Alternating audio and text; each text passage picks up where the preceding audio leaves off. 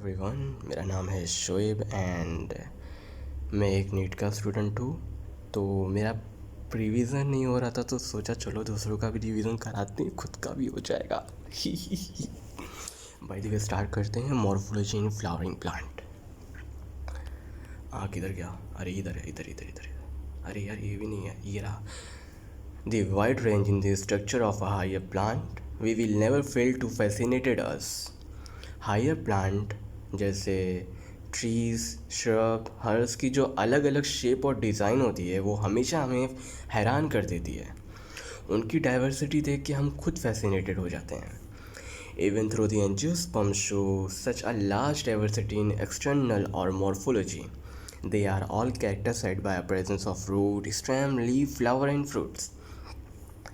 चाहे एंजियोस्पर्म मतलब flowering plant कितनी भी अलग अलग दिखे मॉर्फोलॉजी में, बाहर से सबके पास रूट, स्टेम, लीव्स, फ्लावर और फ्रूट होते ही हैं।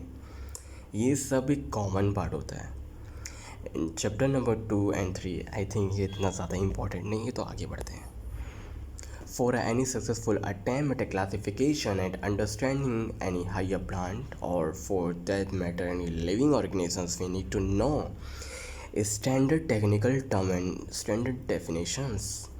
अगर हम प्लांट या कोई भी लिविंग ऑर्गेनिजम्स को अच्छी तरह समझने और क्लासीफाई करना है तो हमें स्टैंडर्ड बायोलॉजी के टर्म्स और डेफिनेशन पता होने चाहिए। We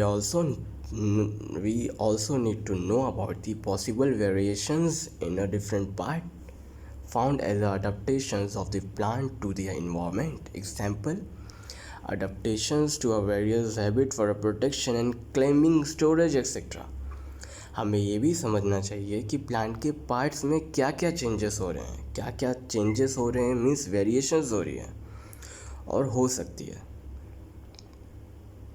जो उन्होंने इन्वायरमेंट के हिसाब से अपनाया है। जैसे प्रोटेक्शन के लिए स्पाइंस, क्लेम्बिंग के लिए टेंड्रिल्स एंड स्टोरेज के लिए स्वॉलन रूट।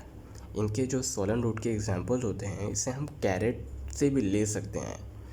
कैरेट इसका एक बेस्ट एग्जांपल होता है। और स्पाइंस मतलब कांटे, जिससे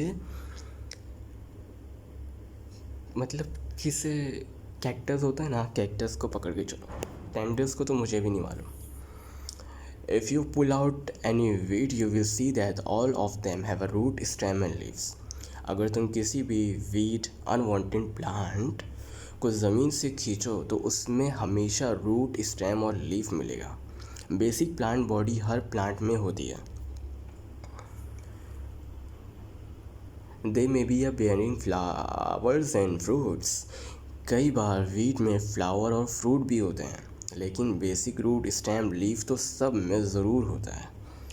ये कहना चाहता है कि वीड मतलब जो एक अनवांटेड प्लांट होता है, सभी प्लांट में जो प्लांट कहलाने लायक होता है उसके अंदर रूट, स्टेम एंड लीव्स होती ही होती है। तुम कुछ भी कर लो, विदाउट ये तीनों के कुछ नहीं होगा। और अगर ये तीनों नहीं है तो वो प्लांट ही नहीं है फिर।